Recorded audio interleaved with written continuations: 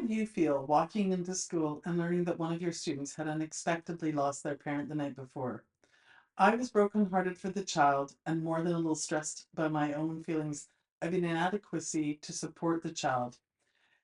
We all know that as teachers, we're a part of, in sometimes a very small way, of the big and small, deliriously joyful and very brokenhearted parts of our students' lives because they come to school with that joy and with that trauma. And I recently heard somebody saying that teachers shouldn't have to carry that as well. The reality is, it's part of a child's life. And so it's a part of our world too. And to not be trained in it, to not understand what to do in it, it doesn't serve you or the student.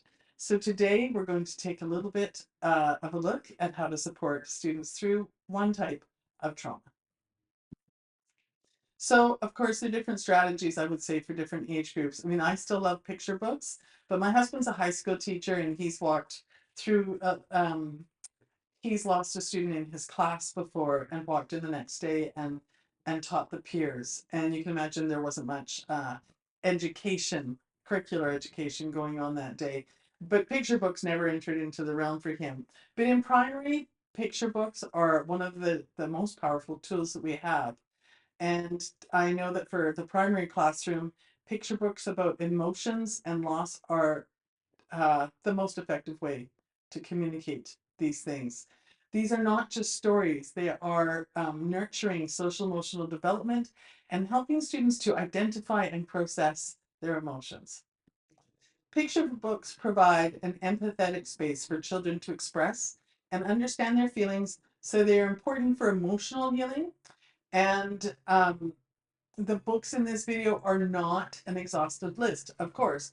And you may already have your favorites, and you may want to add these to your list, or you may not have started a list yet and you're wanting some books that are vetted. Regardless, stick with me and I'll give you some ideas for some things that you can do so it's not just a read and done, an opportunity for your students, for the books to really support your students. Anyways, I want to say before we get started, bless you for the work you do and the love that you have for your students. I hope these books are of some value to you and your students. However, before we get started, I'm going to address what is often the issue, at least I always found the most challenging issue in the classroom, is how to incorporate SEL into your daily routine. It can be really tricky. Like, of course, oftentimes a school or a district will have assigned us an SEL program. And I know that in the school that I was working at, they established the day and the time of the week and the amount of time that we were supposed to assign to the program that we were given. And it was a scope and sequence, so every grade needed to do it. And the students would get in grade 2 what they did not get in grade 1 and so on, which gets a little complicated because I taught grade 1 and 2, but if you kept your students for 2 years, they got both years worth. They just sometimes got it in grade 1 and grade 2. But anyways, I digress a little bit. Outside of those SEL programs, your students still need an opportunity to consistently practice the skills that they're being taught about. And finding the time to incorporate that into your daily routine can be tricky. But the research is in incorporating SEL into your day does lay a foundation of success for your students' futures, like academically, relationally, their emotional regulation, and their emotional intelligence. So it is really essential. Some books have lessons that can be woven into a variety of lessons or content areas throughout the curriculum. And then there are those books that are very specific topics that are a great match, more specifically for language arts and visual arts. When we do this, we are reinforcing emotional resilience and understanding when we incorporate these things. So if you're looking for further ways to incorporate social emotional instruction all day long, I do have a video and a blog post on that. Please check the description for information about that, but it's not the topic for today. We're going to go back to books in just a second here. So the first book I want to share with you is The Invisible String by Patrice Karst. This book speaks of love's unbreakable connection, and it can reassure children that feelings of love last despite physical separation. An activity could be to draw people connected by your own invisible strings. And I'm going to say right now, I've provided more details for how to complete these activities in the blog post. And again, that will be in the description. It's kind of harder to do that in a video with, it can go on and on a little bit that way. So please check out the blog if you need more specifics. Okay, or maybe just Google invisible strings and see what you come up with there. Next up is Badger's Parting Gifts by Susan Varley. This book helps students to understand that memories of loved ones linger on.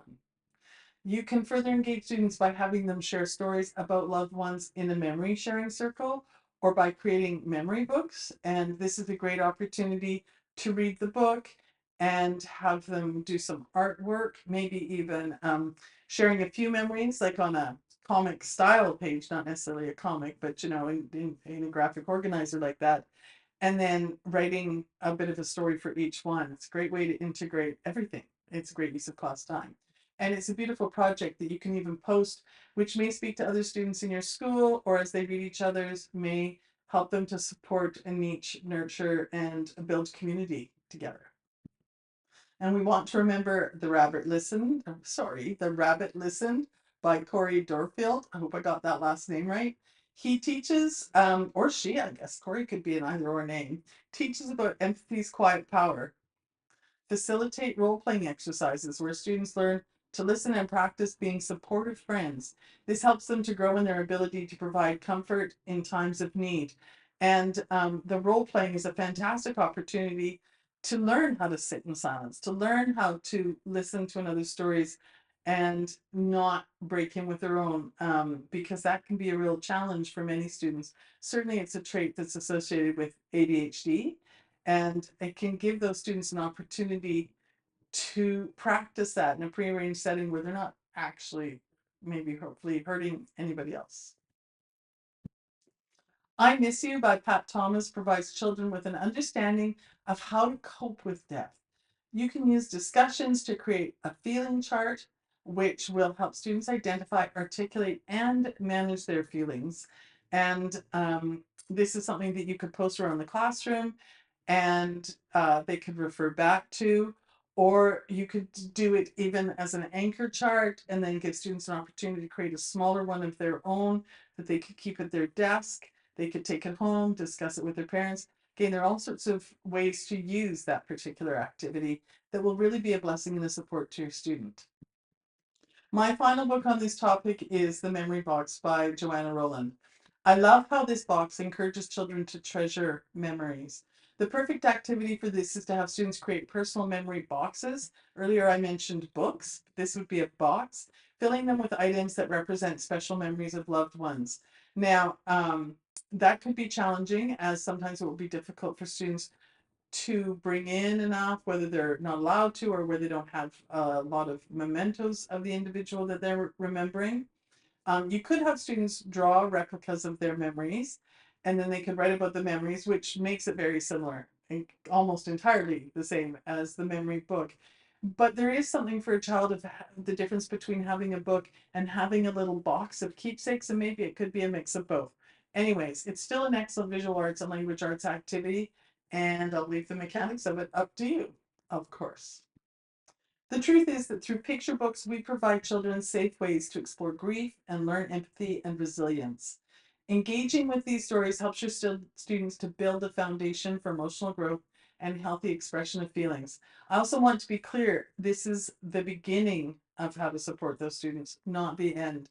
And each child is going to be unique, and their family, in what they have to process, how long it's going to take the process, what that process looks like. And personally, I lean into following the student and communicating with the parent and just understanding that they're going to do way better overall in life if I let go of the academics right now and support the child, support them in a way that still has boundaries, but is very also letting the child kind of have some leeway. And from my experience, that works a ton and is very helpful. I think dealing with grief and loss is one of the most difficult, more difficult than a learning disability. To support a child through significant grief and loss can be very challenging as you want to hit the right note with the student. I would really be very blessed to hear about your experiences with these or other books. And if you would like to share your stories and recommendations for handling grief and loss, it'd be great if you put that in the comments so that as colleagues, we can support each other as we support our students' journeys through these very complex emotions. So as we talk about the social emotional instruction that's involved in supporting our students with grief and loss, recognizing that in social emotional learning is just one of the 5 pillars of classroom management. So if you're ready to take your classroom management to the next level, I encourage you to download my gift to you, the free classroom management checklist. You can see it on the far right over there. You can use the bit.ly link to download that, or you can access it through the QR code. And I hope you are benefit from that greatly. Thank you for watching. Please join me again. You will see some suggested videos on the right of the screen. And if you found this video helpful, please give it a thumbs up, subscribe to the channel, and hit the notification bell so you never miss an update. Again, thank you for joining me today. Bye now.